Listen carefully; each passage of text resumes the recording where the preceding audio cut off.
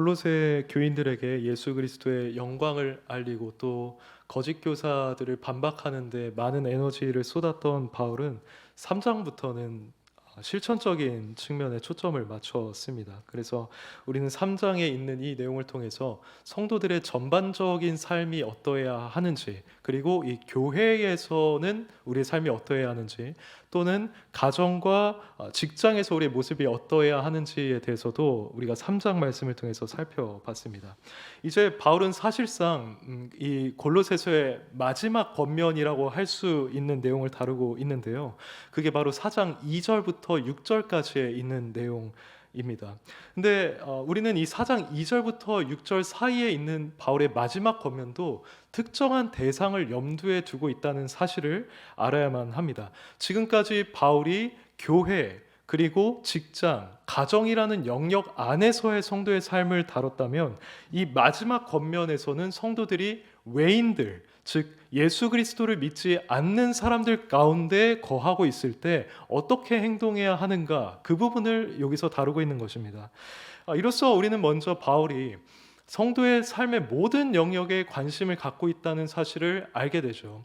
바울은 예수 그리스도의 그 복음 1장과 2장을 거쳐서 설명해 왔던 그 영광스러운 복음이 단 한 영역에만 적용되는 것으로 보지 않았습니다. 예를 들어서 이것은 교회 안에서만 적용되는 것이다, 또는 가정에만 또는 직장에만 적용되는 것이다 라고 하지 않았고, 그는 모든 영역에 이것을 적용시키고 있었습니다. 그래서 이 공동체 밖을 나아가는 외인들을 대상으로 하는 영역까지도 이 예수 그리스도의 복음을 우리가 어떻게 적용해서 살아갈 것인가를 다루고 있는 것이죠. 그렇다면 이러한 복음은 외인들 가운데서 살아가고 있는 성도들에게 무엇을 요구할까요? 이에 대한 답이 나와 있는 것이 바로 2장 2절부터 6절인데요. 오늘은 2절부터 4절에 있는 내용만을 좀 살펴보도록 하겠습니다. 먼저 2절에서 4절 가운데 있는 내용의 핵심은 다름 아닌 기도입니다. 바울은 2절에서 이렇게 말합니다. 기도를 계속하고 기도에 감사함으로 깨어 있으라고 하죠. 근데 여기서 우리가 주목해야 하는 단어는 다름 아닌 계속하고라는 이 단어입니다. 이 단어는 보통 머무르다, 충성하다, 굳게 계속하다라는 의미를 지니고 있는 단어입니다. 그래서 이 의미를 고려하면 사실 계속하다라고 표현된 것은 조금 약하게 느껴집니다. 이건 단순히 계속해라는 뉘앙스가 아니라 너희가 이 기도의 중요성을 인식하고 그 기도를 행하는데 여러분의 힘과 에너지와 시간을 충분히 투자해라, 그것에 헌신해라는 보다 적극적이고 강한 뉘앙스를 지니고 있는 단어인 것입니다. 이렇게 적극적인 태도로 기도하는 것은 사실 초대교회 성도들이 이미 우리에게 보여주었던 모습이죠.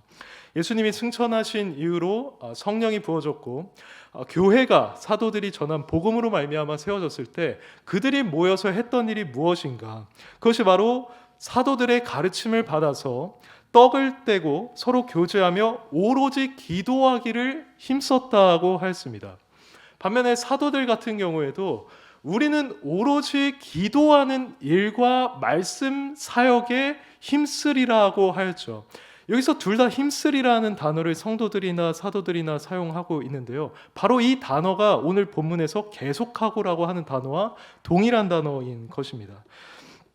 그렇다면 이들도 그렇고 사도들도 그렇고 왜 이렇게 기도라는 것을 중요하게 생각했던 것일까요? 특히 바울은 여기서뿐만 아니라 다른 서신들에서도 항상 기도를 강조했던 바 있습니다. 예를 들어서 로마서를 마무리하는 시점에서도 소망 중에 즐거워하며 환난 중에 참으며 기도에 항상 힘쓰며 라고 했습니다. 그리고 우리가 잘 알고 있는 데살로니가전서 말씀에서도 쉬지 말고 기도하라 라고 하면서 이것이 다름 아닌 그리스도 예수 안에서 너희를 향하신 하나님의 뜻이니라고까지 말하기도 했었죠. 이렇게 그는 항상 끊임없이 기도를 강조해 왔었던 것입니다. 여기서 우리는 바울이 기도를 강조한 이유에 대해서 여러 가지로 생각해 볼 수가 있을 것입니다. 예를 들어서 우리가 하나님의 능력을 경험하기 위해서, 또는 그것이 주님의 명령이기 때문에, 또는 그것이 하나님의 나라가 확장되는 수단이기 때문에 바울은 이렇게 기도를 강조하고 있는 것이다 라고 우리가 볼 수 있는 것이죠. 그러나 본문에는 조금 더 명백하게 그 이유가 제시되고 있습니다. 그것은 곧 기도가 우리의 영혼을 깨어있게 만드는 주된 수단이 된다는 것입니다. 바로 2절에서 기도를 계속하고 기도에 감사함으로 깨어있으라고 합니다. 그는 성도가 기도를 하는 것이 영적으로 깨어있는 것과 밀접한 관련이 있음을 여기서 시사해주고 있는 것이죠. 실제로 이 본문 외에 다른 말씀에서도 기도가 영적으로 깨어있는 것과 관련이 있다는 것을 우리는 발견할 수 있습니다. 예를 들어서 예수님이 제자들에게 시험에 들지 않게 깨어 기도하라고 하셨던 말씀이 있죠. 그리고 비슷하게도 누가복음 말씀을 보시면 예수님께서 재림과 심판에 대해서 언급하시는 맥락 속에서 이러므로 너희는 장차오리 모든 일을 능히 피하고 인자 앞에 서도록 항상 기도하며 깨어 있으라고 하였습니다. 근데 이건 예수님뿐만 아니라 베드로도 했단 말입니다. 베드로도 베드로전서 4장 7절에서 만물의 마지막이 가까이 왔으니 그러므로 너희는 정신을 차리고 근신하여 기도하라고 했었죠. 그리고 넘어가는 5장에서는 근신하여 깨어라라고 하고 있습니다. 그러니까 근신하는 것, 기도하는 것, 깨어 있는 것, 이 세 가지는 항상 밀접한 관계를 맺고 있다는 것입니다. 그래서 여기서 영적으로 깨어있다는 의미를 먼저 우리가 좀 알 필요가 있습니다. 그것은 우리가 가지고 있는 이 영혼이 정신을 차리고 죄에 대해서 경계심을 품게 되고 또한 영적 진리들에 대해서 다시금 주의를 기울이는 것을 말합니다. 이것은 마치 파수꾼이 밤에 경계를 서면서 적이 침입할 것을 대비해서 깨어있는 것과도 비슷합니다. 기본적으로 우리는 의지를 발휘해서 그래 내가 나의 영혼을 깨워야지 라고 노력을 할 수도 있지만 무엇보다도 우리가 기도할 때 가장 이 깨어있는 상태로 진입할 수가 있게 된다는 것을 성경이 우리에게 반복해서 보여주고 있는 것입니다. 우리가 기도할 때 우리는 보이지 않는 주님을 가까이 하게 되죠. 그러나 어떤 영적인 영역으로 우리는 사실상 들어가게 되는 것입니다. 반대로 성경 말씀을 따르면 우리가 기도할 때 주님께서도 우리를 가까이 해주신다고 하죠. 이렇게 나도 주님께 나아가고 주님도 나에게 와 주심으로써 영적 교제가 일어나는 장이 바로 기도하는 시간인 것입니다. 그때 우리는 그러한 영적인 실제를 맞닿음으로써 다시금 우리가 받은 그 구원의 은혜에 감사하게 되고 우리가 가진 소망이 무엇인지를 알게 되죠. 그리고 현재 우리가 그분 앞에서 얼마나 부족하게 살아가고 있는지를 깨닫게 되고 그분의 은혜를 더욱더 구하게 됩니다. 이런 식으로 우리의 영혼이 깨어나게 된다는 것이죠. 이것이 바로 기도의 효과인 겁니다. 그래서 우리는 이 영적인 깨어남을 우리 기도의 목적 중 하나로 삼아야 합니다. 물론 우리의 기도가 응답받는 것도 기도의 목적이라고 말을 할 수가 있겠죠. 근데 이것만이 우리의 기도의 목적이라고 한다면 사실상 그것은 굉장히 피상적인 것이다라고 말할 수밖에 없습니다. 우리는 기본적으로 우리의 기도가 응답되길 바라는 마음에서 기도를 하기도 해야 하겠지만 우리의 영혼이 깨어 있기를 바라는 마음에서도 기도의 자리로 나아갈 수 있어야만 합니다. 이렇게 기도가 영적 깨어있음과 관련되어 있다는 사실은 한편으로 우리가 기도하지 않을 때 우리의 영혼이 잠들게 된다는 사실을 또한 알려주죠. 영적으로 잠들게 된다는 것은 우리가 영적인 진리들에 대해서 무감각해진다는 것을 말합니다. 그것은 우리를 경건한 삶에서 점점 멀어지게 합니다. 하나님을 사랑하고 이웃을 사랑하는 마음이 점점 더 식게 됩니다. 그리고 이런 영적인 주제들에 우리가 관심을 갖게 되기보다 세속적인 것에 더 관심을 갖게 되고요. 우리의 마음이 거기에 쏠려 있다 보니까 여러 염려와 불평과 불만으로 우리 마음이 가득 채워지게 되는 것입니다. 그래서 예수님도 이걸 경고하신 바 있었죠. 너희는 스스로 조심하라. 그렇지 않으면 방탕함과 술 취함과 생활의 염려로 너희 마음이 둔하여지고라고 했습니다. 우리가 기도로 깨어있지 않으면 이런 마음에 사로잡히기 쉽다는 말씀을 하고 계신 것이죠. 이와 관련해서 한 가지 말씀을 드리자면 우리의 영혼이 그러면 깨어 있는지 깨어 있지 않은지 어떻게 분별할 수 있는가? 그것을 분별할 수 있는 기준이 하나 있는데 그것은 다름 아닌 우리가 충분히 하나님 앞에서 감사하고 있는가를 따져볼 수가 있습니다. 본문에서도 이 얘기를 하고 있죠. 기도에 감사함으로 깨어 있으라고 합니다.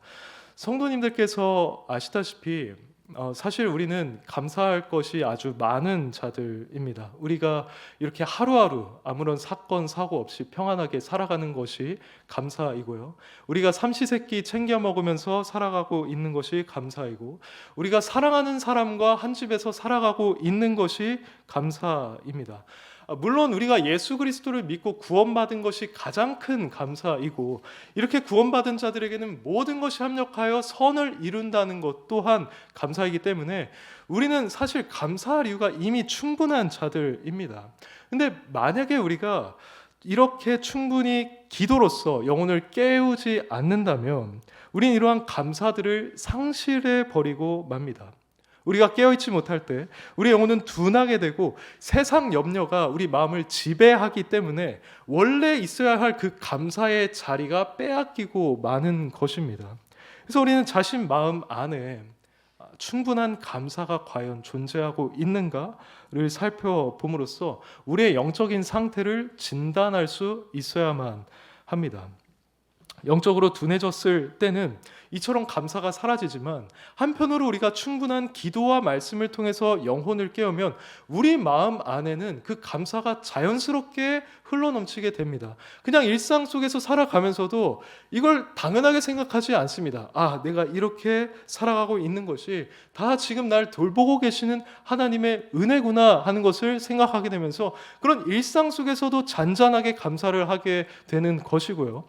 영혼이 깨어 있다면 우리는 항상 영적인 것에 관심을 가지고 그것과 맞닿은 삶을 살아가기 때문에 우리가 받은 구원의 은혜, 또 우리가 가지고 있는 그 소망에 대해서도 하나님께 깊이 감사하면서 영광 돌리는 것을 일상 속에서도 수행하며 살아갈 수가 있습니다. 이런 상태에 있을 때라야 우리는 복음성가에서 고백하는 것처럼 기도 응답도 감사, 거절하신 것도 감사, 기쁨도 감사, 슬픔도 감사, 길가의 장미꽃 감사, 장미 가시까지도 감사라는 고백을 우리는 할 수가 있게 되는 것입니다. 주님께서는 우리가 이런 상태 가운데 거하기를 원하고 계십니다. 즉 우리가 항상 기도함으로 영적으로 깨어 있으며 그 마음에 감사로 충만한 상태로 살아가기를 원하고 계신 것입니다. 그래서 예수님과 바울이 반복해서 기도해라, 깨어 있으라고 말을 하는 것이 결코 우연이 아닌 것입니다. 앞서 저는 오늘 이 본문 말씀의 단락이 외인들 가운데서 성도가 어떻게 살아가야 하는지와 관련이 있다고 말씀을 드린 바 있는데요. 우리가 이렇게 믿지 않는 사람들로 둘러싸인 세상 속에서 살면서 영적으로 잠들어 버리기가 얼마나 쉬운지 모릅니다. 우리가 부단히 우리의 영혼을 기도로서 감사로서 깨우치지 않는다면 우리는 아주 쉽게 불신자들처럼 생각하게 되고 불신자들처럼 행동하게 되고 그들이 지닌 가치관을 따라서 살아가게 될 가능성이 높습니다. 그런 점에서 바울이 이 단락, 그러니까 외인들 가운데 있는 그리스도인을 염두에 둔 이 단락에서 기도하라는 명령을 가장 맨 앞에 둔 것은 매우 적절하다고 우리가 알 수 있을 것입니다. 사랑하는 성도 여러분, 현재 여러분들의 기도 생활은 어떻습니까? 바울이 본문에서 말하는 것처럼 이 기도하는 일에 굳게 여러분들은 머무르고 계십니까? 기도의 중요성을 알고 거기에 충분한 시간과 여러분들의 힘을 투자하고 있습니까? 여러분 마음 안에는 이러한 기도뿐만 아니라 감사까지도 충만하게 흘러 넘치고 있습니까? 혹 현재 영적으로 둔해져서 이 감사를 잃어버리고 세상 염려로만 가득 차 있지는 않습니까? 만약 그렇다면 우리는 다시금 기도의 자리로 나아가야 합니다. 이 기도라는 은혜의 수단을 사용하여서 우리의 영혼을 깨울 수 있어야만 합니다. 우리가 불신자로 가득한 이 세상 속에서 그리스도의 뜻을 따라서 빛과 소금이 되기 위해서는 이처럼 먼저 영적으로 깨어있는 것이 반드시 선행되어야만 합니다. 만약 우리의 영혼이 아주 깊이 잠들어 있어서 영적으로 죽은 자들과 크게 다를 바 없는 상태로 살아가고 있다면 우리가 어떻게 그들에게 선한 영향을 미칠 수가 있겠습니까? 우리의 영혼이 먼저 깨어나서 그들과 뭔가 다른 행동을 하고 그들과 뭔가 다른 말을 할 때 하나님이 그걸 사용하셔서 그들에게 조금이나마 선한 영향을 미치게 하시는 것입니다. 그러므로 기도하며 깨어 있으시길 바랍니다. 제가 믿기로 이 기도의 의무를 실천할 수 있는 가장 좋은 방법은 우리의 시간을 정해두고 그 시간은 내가 기도하기로 무조건적으로 결단하는 것입니다. 물론 지키기 어려울 때가 있지만요. 이것은 우리 육신이 이 기도라는 영적 의무를 어려워하기 때문에 우리의 몸을 쳐서 복종시키는 맥락에서 필요한 장치입니다. 그리고 이건 성경적으로 입증이 된 방법입니다. 시편 55편 17절을 보시면 다윗은 저녁과 아침과 정오에 근심하고 탄식하며 하나님께서 자신의 소리를 들어주실 것을 바란다고 했습니다. 그러니까 저녁과 아침과 정오에 그는 기도했다는 말을 하고 있는 것이죠. 다니엘도 마찬가지입니다. 그는 하루 3번씩 시간을 정해서 무릎을 꿇고 기도하며 하나님께 감사했다고 합니다. 그리고 심지어 이 신약 시대로 넘어와서도 사도행전 3장 1절을 보시면 제9시 기도 시간에 베드로와 요한이 성전에 올라갔다고 하는데 이것은 사도들도 자신들만의 기도 시간을 지키고 있음을 보여주는 것입니다. 근데 전해지는 바에 따르면 당시 경건한 유대인들은 오전 9시, 낮 12시, 오후 3시에 반드시 기도하는 시간을 가졌었다고 해요. 아마 사도들도 그것을 따라서 기도한 게 아닌가 싶습니다. 근데 물론 우리가 이들을 따라서 꼭 오전, 정오, 오후에 기도할 필요는 없겠지만 분명히 우리 또한 시간을 정하고 하나님과 영적으로 교통하는 시간을 가져야 한다는 것은 우리가 반드시 기억해야만 하겠습니다. 이처럼 기도와 그리고 감사로 우리의 영혼을 깨어 있어야 한다는 것이 이 본문이 우리에게 전해주는 첫 번째 교훈입니다. 우리 이어서 3절에서 4절을 보시면요, 바울은 또 이렇게 말합니다. 또한 우리를 위하여 기도하되 하나님이 전도할 문을 우리에게 열어주사 그리스도의 비밀을 말하게 하시기를 구하라. 내가 이 일 때문에 매임을 당하였노라고 합니다. 자, 바울은 성도가 기도해야 한다는 것을 말한 다음에 그럼 구체적으로 무엇을 기도해야 하느냐 이걸 언급하고 있는데요. 바울은 전도할 문이 열리는 것을 두고 기도하라고 합니다. 근데 이때 전도할 문이 열린다고 했을 때 이 뜻은 다름 아닌 예수 그리스도를 아직 믿지 않는 자들에게 복음을 전할 기회 그리고 환경이 열리는 것을 의미합니다. 바로 이런 기회가 주어지는 것을 종종 이 말씀처럼 문이 열린다고 표현해 왔습니다. 예를 들어서 고린도전서 16장 9절에서 내게 광대하고 유효한 문이 열렸으나 대적하는 자가 많았다라고 합니다. 그리고 고린도서 2장 12절에서는 내가 그리스도의 복음을 위하여 드로아의 이름에 주 안에서 문이 내게 열렸으되라고도 했습니다.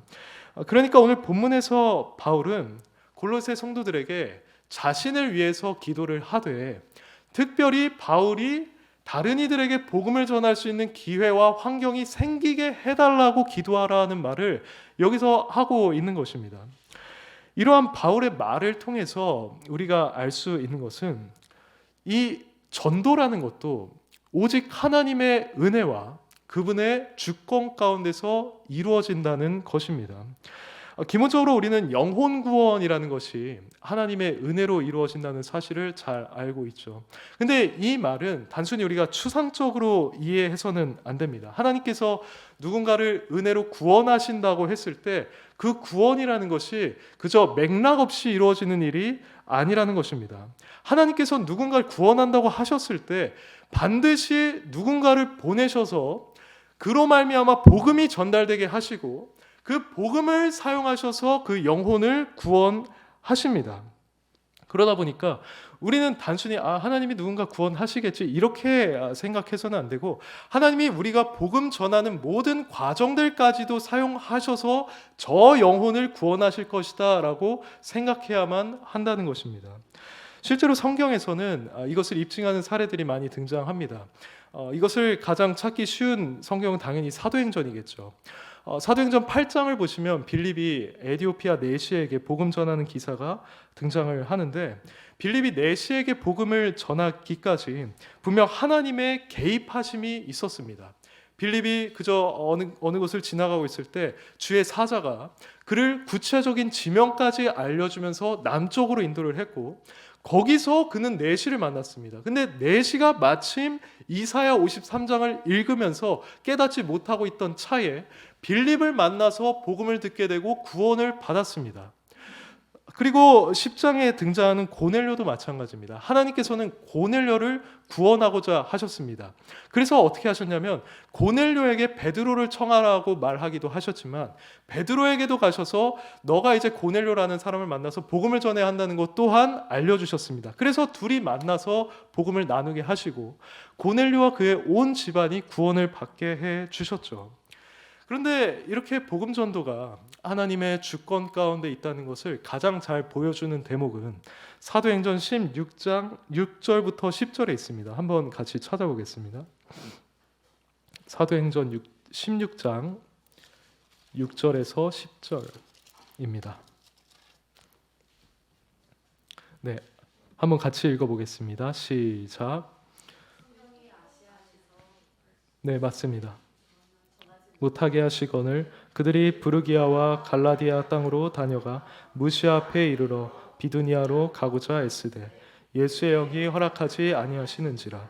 무시아를 지나 드로아로 내려갔는데 밤에 환상이 바울에게 보이니 마게도냐 사람 하나가 서서 그에게 청하여 이르되 마게도냐로 건너와서 우리를 도우라 하거늘 바울이 그 환상을 보았을 때 우리가 곧 마게도냐로 떠나기를 힘쓰니 이는 하나님이 저 사람들에게 복음을 전하라고 우리를 부르신 줄로 인정함이로라.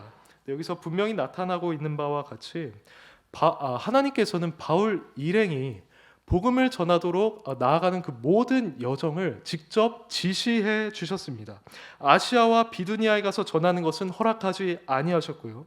그들이 마게도냐로 가서 복음을 전하도록 인도해 주셨습니다. 그리고 이 일행이 마게도냐에 도착하자마자 곧장 복음을 전했을 때 루디아의 마음을 열어서 구원을 받게 하여 주셨고, 며칠 지나지 않아서 그들이 감옥에 갇히게 됐을 때 빌립보 간수가 그들을 통해 복음을 듣고 그와 온 집안이 구원을 받게 하셨습니다. 이렇게 하나님께서는 사도들이 복음을 전하는 그 과정들까지도 다 세밀하게 주관하시고 인도하셔서 자기 백성을 구원하셨던 것입니다. 이런 점들을 고려했을 때 우리는 본문에서 왜 바울이 전도할 문을 열어달라는 기도를 부탁을 한 것인지 충분히 이해를 하게 됩니다. 그는 자신이 누군가에게 복음을 전하는 그 모든 과정이 하나님의 주권 가운데 있다는 사실을 알고 있었던 것입니다. 그리고 그게 너무나 중요하기 때문에 자신의 기도만으로는 충분하지 않고 다른 성도들의 기도가 필요하다는 것을 알고 있었던 것입니다. 우리도 이런 바울의 인식을 가지고 있어야만 합니다. 복음 전도에 있어서 하나님이 그 문을 열어주신다는 것은 굉장히 중요한 요소입니다. 그분이 문을 열어주시지 않는다면 우린 진정한 의미에서 누군가에게 복음을 전할 수 없을 것입니다. 우리가 누군가에게 복음을 전하고 그 사람이 구원받는 과정 그 전체가 다 하나님의 주권 가운데 있기 때문이죠. 우리가 이것을 알고 또 인정하고 기억할 때라야 비로소 우리는 전도를 두고 기도하게 될 것입니다. 우리 또한 우리에게도 전도할 문을 열어주십시오라고 기도하게 된다는 말입니다. 그렇게 할 때 하나님께서는 실제로 우리가 복음을 전할 수 있는 기회와 환경을 마련해 주십니다. 유명한 중국 선교사 허드슨 테일러가 있었죠. 그가 중국에서 선교를 하고 있을 때 한 지역을 들어가게 되었습니다. 그때 마침 장날이어서 거리에 사람들이 가득 차게 되었는데 허드슨 테일러는 이 영혼들을 향해서 긍휼의 마음이 굉장히 컸어요. 그래서 그들을 보면서 한쪽 벽에 가서 이제 기도를 하기 시작했습니다. 저희가 이들에게 복음을 전할 수 있게 하여 주십시오. 특별히 뭐라 기도했냐면요, 그들의 마음이 열리고 복음이 들어갈 틈을 하나님께서 허락해 주시기를 허드슨 테일러는 기도했습니다. 그런데 그러자 정말 놀랍게도 선교사들이 먼저 다가가지 않았음에도 불구하고 중국인 중에 4명 이상이 먼저 다가오는 일이 일어났습니다. 그리고 그중 한 명이 이 테일러에게 와서 뭐라고 했냐면, 나는 내가 지니고 있는 죄의 문제에 대해서 관심을 가지고 있다. 그리고 나는 내세가 있을 것이라는 것도 생각하고 있다. 근데 만약 내세가 존재한다면 내가 이 죄 문제를 어떻게 해결해야 하겠느냐는 질문을 테일러에게 하였습니다.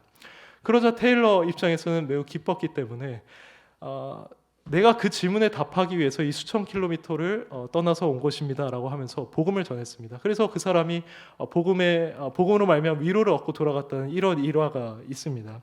실로 하나님께서 이 허드슨 테일러에게도 복음을 전할 문을 열어주셨던 것이죠. 이런 점에서 우리가 복음을 전할 때 믿음이 필요하다라고 할 수가 있겠습니다. 우리는 평소에도 믿음을 가지고 살아가야 하겠지만 복음을 전할 때도 믿음이 필요하다. 이걸 우리가 기억해야 합니다.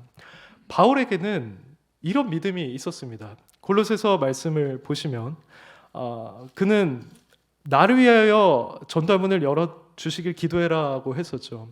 근데 그 당시에 바울의 상황은 전혀 복음을 전할 수 있을 것 같지 않은 그러한 상황이었습니다. 왜냐하면 본문에서 말하고 있다시피 그는 매여 있기 때문이죠.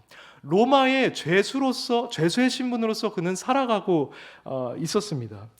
근데 바울은 이런 상황 속에서도 하나님은 분명 나에게 복음 전할 문을 열어주실 것이다 라고 하는 믿음을 가지고 있었습니다.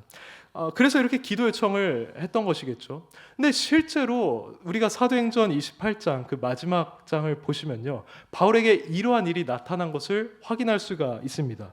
16절을 보시면 바울이 다른 죄수들과는 다르게 호의를 받는 장면이 등장합니다. 다른 죄수들은 다 감옥에 들어가게 되는데 이 바울만은 그저 이 사람을 지키는 간수 한 명과 함께 셋방에서 지낼 수 있도록 호의를 받게 됩니다.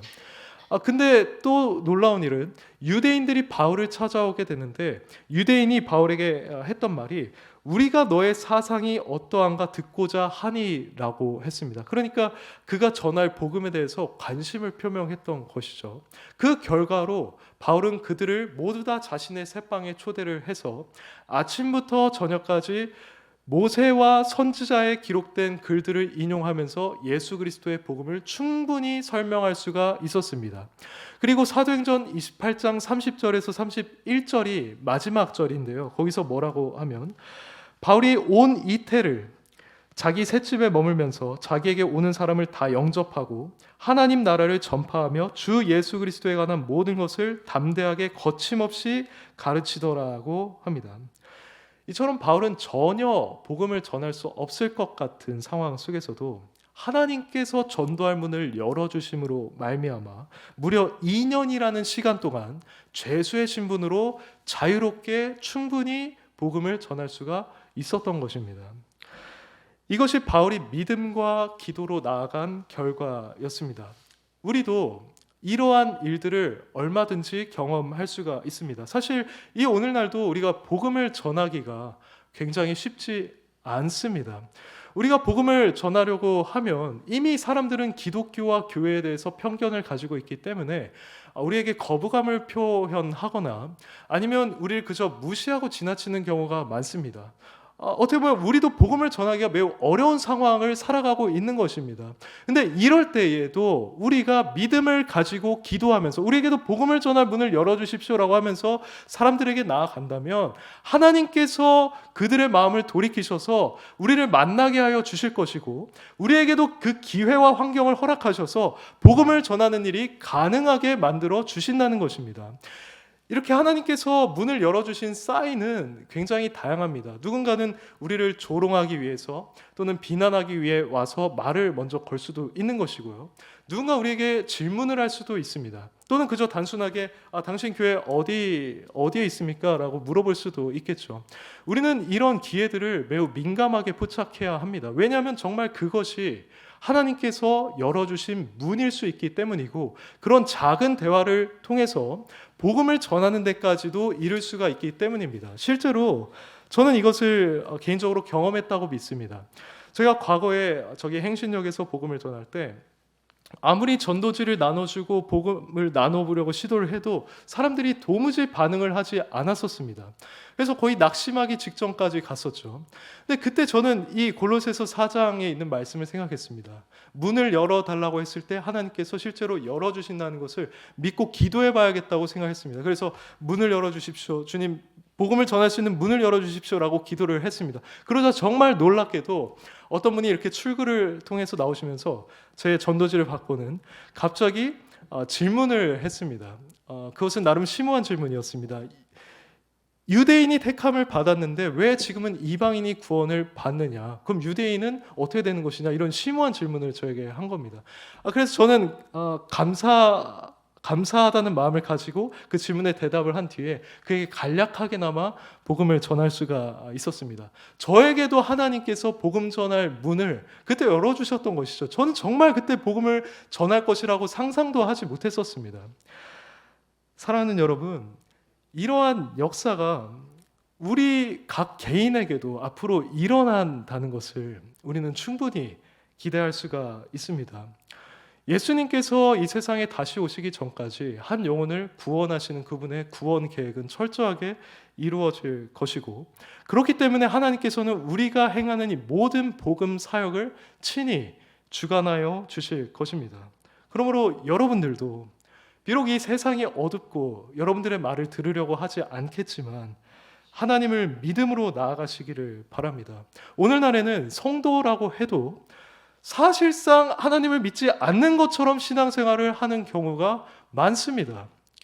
그래서 뭔가 사역을 한다고 해도 인간적인 지혜와 방법을 더 의지하는 경우가 많은 것이죠. 하나님을 의지하지 않고요. 그분이 한 번에 역사하시면 이 영혼이 회심하고 교회가 성장하고 부흥하는 일이 일어날 텐데 그런 것을 기대하지 않고 믿음이 없이 그저 인간적인 수단과 방법을 더 열심히 사용하는 것입니다. 그건 믿음이 없는 모습이기 때문에 우리는 결코 그런 모습으로 나아가서는 안 되고요. 우리는 범사의 믿음으로 살아갈 뿐만 아니라 우리가 행하는 이런 모든 사역들에까지도 하나님께서 역사하실 것을 기대하면서 믿는 마음으로 이 일들을 수행해 가야 합니다. 그렇게 할 때 하나님께서는 바로 그런 우리의 믿음을 기쁘게 여겨주시고 실제로 구약 성경에 나타났던 그 기이한 일들을 오늘날에도 이루어 주신다는 것입니다. 그러므로 여러분들 전도할 문을 열어달라고 기도하시길 바랍니다. 그러면 하나님께서는 실제로 여러분들에게 그런 기회와 환경을 마련해 주실 것이고 여러분들이 전하는 복음을 통해서 그 영혼들을 구원하여 주실 것입니다. 부디 우리 개인과 또 특별히 우리 전도대 그리고 우리 교회가 이처럼 말씀과 기도로 나아감으로써 전도할 문을 열어주시는 하나님의 능력을 경험하게 되길, 그래서 많은 영혼을 그리스도께 인도하게 되기를 간절히 바라겠습니다.